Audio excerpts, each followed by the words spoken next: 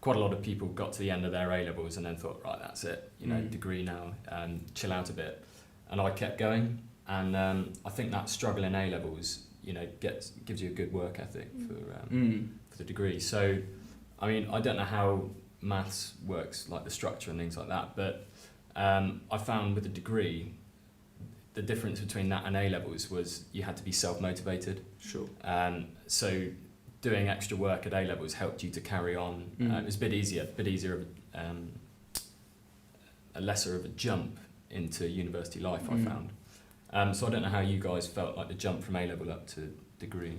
I found, again, similar to you, I took a gap year, so I was out of study for a year and did very little preparation, which I think in hindsight I'm very grateful for taking further maths, because it meant that sort of I'd done... Yeah, like the earlier topics you're already aware of. But as I said, when I sort of came back to study, having not done any extra over the summer, it was quite a shock. And the amount of sort of self-motivation you've got to have and determination to do it off your own back kind of thing was surprising. I didn't expect that much, because obviously that's very different from... I mean, in school, exactly, you go into your class and you get taught, this, you get your brief at the beginning of the lesson, this is what you're going to learn. You learn it, you get set some questions and you do that. Whereas at university, it's a lot of like, this is a theory, here we go. And we sort of just go through it and like prove it or whatever and try and understand it. And then you just go and, go do questions on your own, It's quite interesting at uni because you have to pay for it. Lecturers will say, well, you're paying for this, you're the ones that are going to want to get good value for money. So that was my motivation, that I was paying however much a year to go to university, study physics. So, I'm going to get as much out of it as I can, get my money's worth really. And that sort of brought on a different work ethic to A-levels, I found. Because A-levels, it was sort of, that was the next step from GCSE, whereas from A-levels to university, it wasn't necessarily a natural progression. It was more something you want to do. And sure. That was what I found quite good. I think your uni experience is as much as you make it. So if you're here to work hard and get a good degree, then if you're prepared to put in the effort, then you'll succeed and you'll do a really good job of it.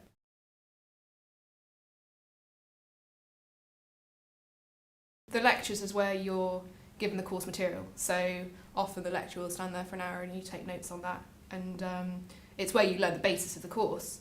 The seminars are much more kind of example classes. So again, you'll have the lecturer at the front of the room, but they'll be going through problems and any questions, sort of raise your hand. And it's kind of problems off their own back rather than yours. So they come to the seminar with problems and you go through them. And then kind of the tutorials is the opposite, I guess. So that's when you come to the lecture with your problems.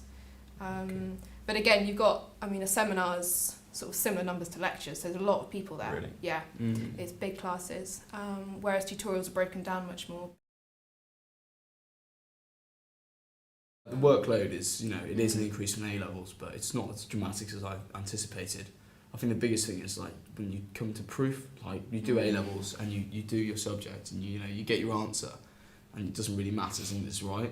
And you come here and you do something and you have to really bring in different concepts on different parts of the maths syllabus to try and form this cohesive argument, which is just it is very satisfying when you're given a statement and you're told prove it, and you got come up with how to prove it and you think creatively. And I think that's probably the most difficult thing I found, is thinking creatively about forming your argument.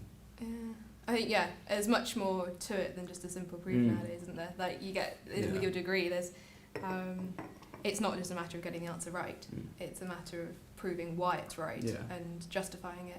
And I guess the kind of the beauty in that is it leads on to so many other things, like proving that 1 + 1 makes 2, and going on and showing. And it's just like the way your mind starts to work about how to prove things. It's not regimented. It's like you've got to look at something and prove it by using your imagination and stuff. I like that idea of creativity. I think that's a big difference between university and A-level. At A-level you've got to follow a syllabus, but at university it's sort of research driven. So if you come up with an idea or an aspect that you want to research, you can do that if you want. And I always found that really interesting in physics. There'd be a new something new I'd discover, so I'd always be thinking, how can I don't know, I was always into inventing, so how can I invent something that will use this? And even now I'm thinking back to what I learned and something that's like cutting edge. That's why I love physics. It just seemed to be at the forefront of technology.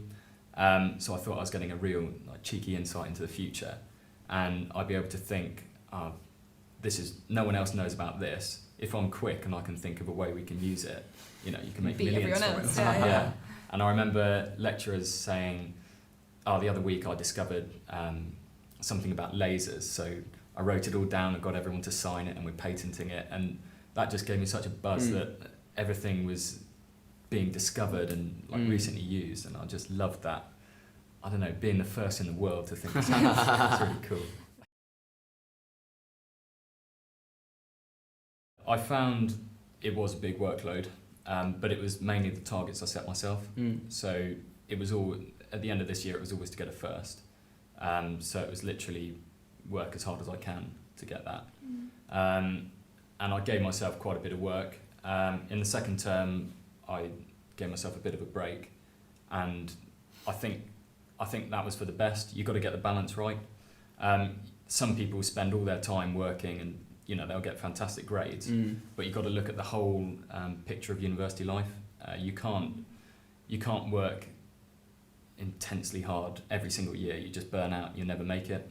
You've got to make friends. You've got to find out what hobbies you want to do. You've got to do stuff outside of your degree, find out what career you want to do. So the workload is more sort of the amount you set yourself to do. Yeah. But I do, speaking to other people from other courses, I do think that physics had quite a big workload. Yeah. I think something important to remember as well is that the STEM subjects have an awful lot of contact hours compared to other I mean, areas. like if you talk like history or English, I mean, they don't have as many. They do so much reading. I'm not sure about you, but I wouldn't be able to go home and read 6 books and here and there. I feel we get more for our money though. I'm the sort of person that has to have lots of little deadlines to keep on top of the work. I'm bad at I'm bad at someone saying, here's a project, it's in for 2 months' time, off you go. Yeah. I need someone to say, you need to do this little bit of coursework here, and then keep adding it on. And with physics, that was the way it was. Like you'd have a lab every 2 weeks, which I didn't really like. But after a while, you get used to the workload. And having lots of little lab reports to do finally built up at the end, and you can look back and think, well, actually, I've done a whole module in this. And that just worked best for me. I came to university not knowing anyone as well, and you've Sort got to of take went that for it, first term, you've got to take advantage of that first term, the fact that no one knows anyone else, and go out there and do as much as you can, and maybe do too much, so then you can scale it back in later terms. But in terms of societies, getting involved in sports, you should do as much people as you possible, make, just do everything you can to get out there and define your university experience. Yeah, exactly. I think that's a good word, define it, because everybody's got a different one. Yeah. And I think, what you make of it is, how you're going to be reflected on in careers and stuff and your life in general afterwards.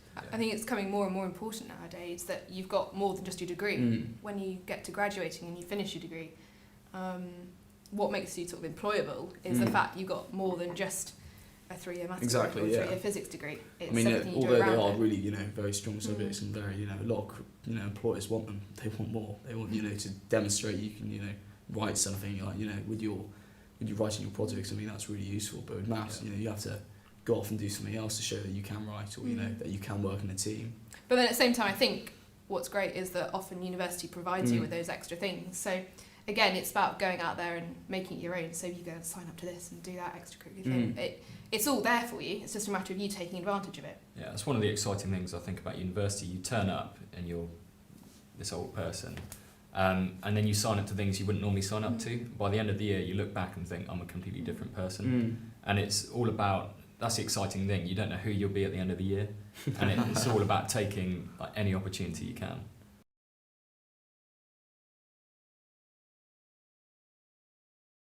5 years' time, I mean, my ideal situation, I'll be, have a flat in, London. I'll be working on Canary Wharf or something like that. I mean, that's at the end of the day, that's why I chose to do maths. And I think, to be working in a big city and in the financial sector. I mean, I'm not really sure if banking or a big accountancy firm, but I mean that would be my dream to be working like that.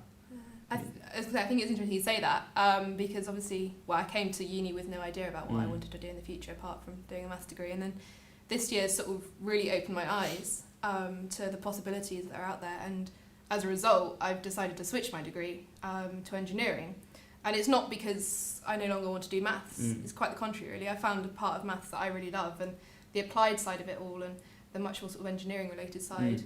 So I haven't fallen out of love with maths. I've just sort of fallen in love with engineering, and as a result, I've sort of taken a turn and going that way instead. With sort of the future looking like I'll be doing something much more focused on what I love about it.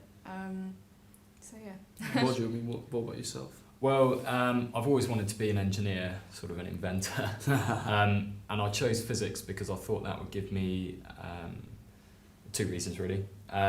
Really enjoyed like the weird stuff, so quantum mechanics and relativity, and also I thought because it's always at the cutting edge of technology, I'd be able to take advantage of new discoveries and design stuff that would really be at the pinnacle, basically. But getting to the end of the year, it seemed that everything was focused towards being a scientist and research and being a banker maybe. It was never really making something and holding something in your hands. And I used to spend holidays making stuff and in a workshop somewhere, always had to be making something. And that's what I missed. So I changed to engineering. I've done 2 years now. And I've got to be honest, I miss physics a bit, but engineering was definitely the right choice. I've never really looked back.